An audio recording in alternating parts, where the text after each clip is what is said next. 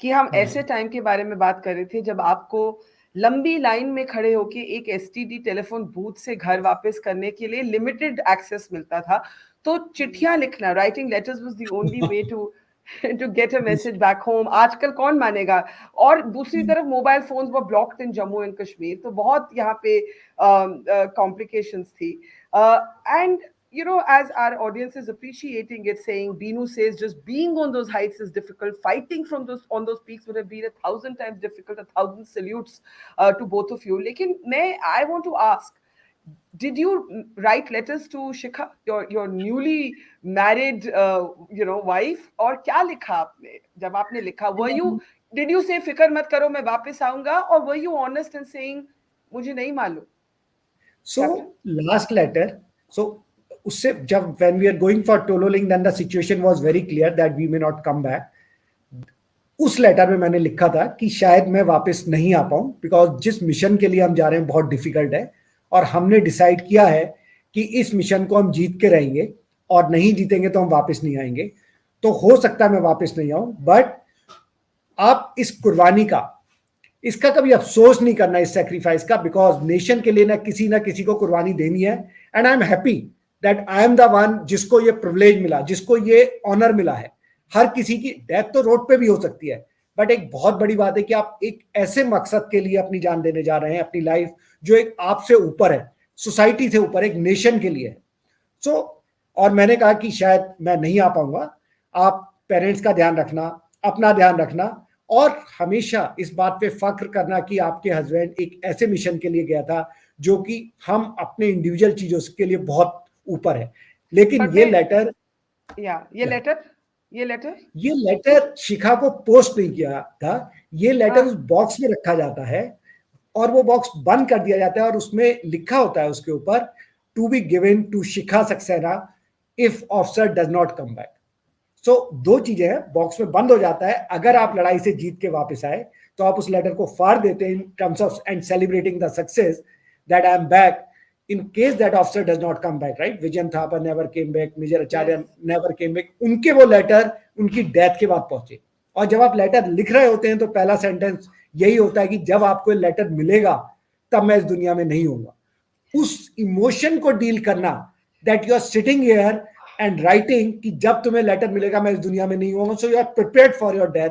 I think that was very very difficult for me. And that's my point. Let us underline that you were 24 years old. 24 years old पे वो maturity एक तरह से अपने में channel करना। शिखा, thank God you never got that letter. God bless both of you.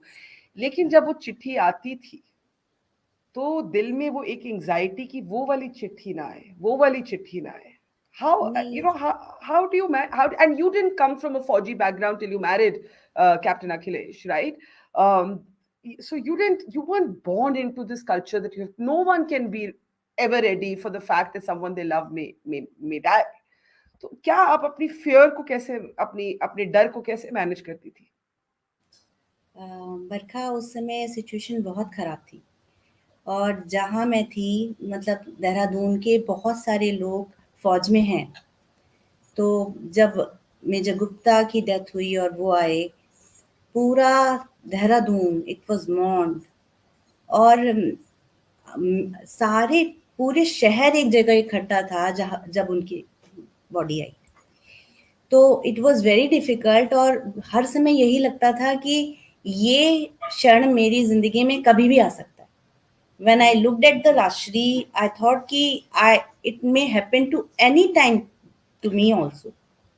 तो उसमें आपको कंसोल भी करना है दूसरी परिवार को जाकर, जो कि जिनके साथ ये बीता हादसा, और अपना भी संयम रखना है। इट वॉज वेरी डिफिकल्ट, मतलब उनको संभालते संभालते मैं खुद रोने लगती थी, and I was feeling so bad कि मैं उनको कैसे संभालूं जब मैं खुद नहीं संभाल पा रही। तो I have to keep my काम and I have to be strength. उसमें you have to be courageous. Sometimes there is no way without courage. You have to deal with it. So you have to gather your courage. You have to find out the way to face that. But in your case, as I was saying, your battle did not end with Akhilesh coming home. आपने कहा कि उनका वापस लौटना ही सबसे बड़ी चीज थी, and I agree. But I learned from attending your book launch the other day that Captain Akhilesh, you spent 1 year in hospital. What happened, Akhilesh? या शिखा आप बताइए. एक्चुअली में उनके जो गोलियां लगी थी, जो स्प्लिंटर्स लगे थे, उसे he lost his palm, a full palm was lost. तो जितनी नर्व्स कनेक्टेड थी उस हैंड को मूवमेंट के लिए, वो सभी कट गई थी. This whole palm was lost.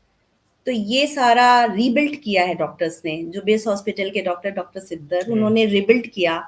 So your hand is a rebuilt hand.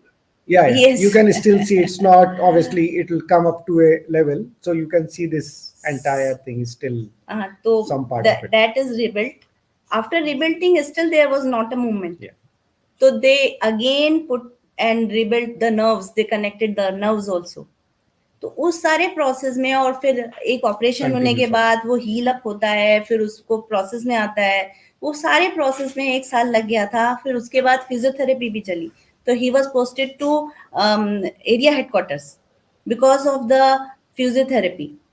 और ये पूरा, मतलब आप समझ लिए, जब गोली लगी है उसके बाद it took around 2 years to 2.5 years to fully back. I want to ask you, Cap. Yeah, it must have been so difficult. How did you keep him strong, Shikha? Because you would have had to keep him strong at that time.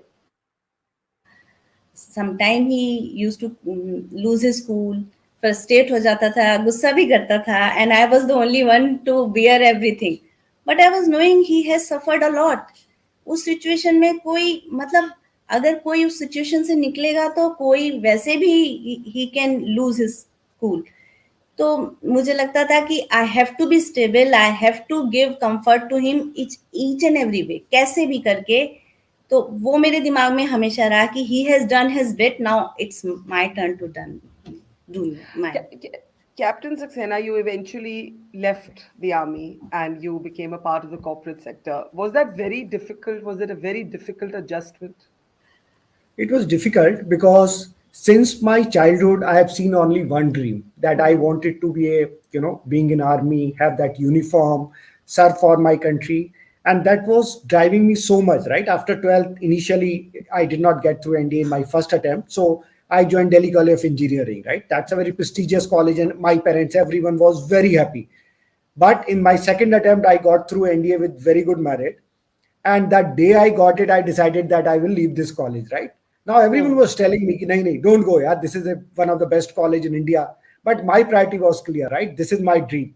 So leaving that dream, जिसके लिए आपने पूरी जिंदगी तैयारी की है, आपने लड़ाई लड़ी, you are a war hero. And army हम कभी भी नहीं बोलेगी कि आप जाओ, they will not throw. It's a kind of joint decision if you want to do this.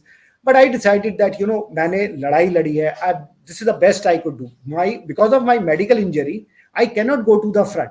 Even if I stay in army, you didn't want to be a desk at the desk. Exactly. I say I have to fight, but I'm a fighter and I'm an achiever. I cannot sit back, right? And like I was in Delhi area for some time, but I say that's not the job I want to do, right? Either I want to fight or I will find some new battleground. So it was very difficult decision. And if you read the book, there are trauma, there are emotional things which we have gone through when we have discussed that, जिस M के लिए आप जिंदगी भर कर रहे हो, एक पल में वो एम हट गया और आपको एक नया चैलेंज अपनी लाइफ के लिए देना है, तो आसान नहीं था वो. I had lot of discussion with General Malik, with many other army officers, and everyone say you are so bright, right? And why not take a new challenge?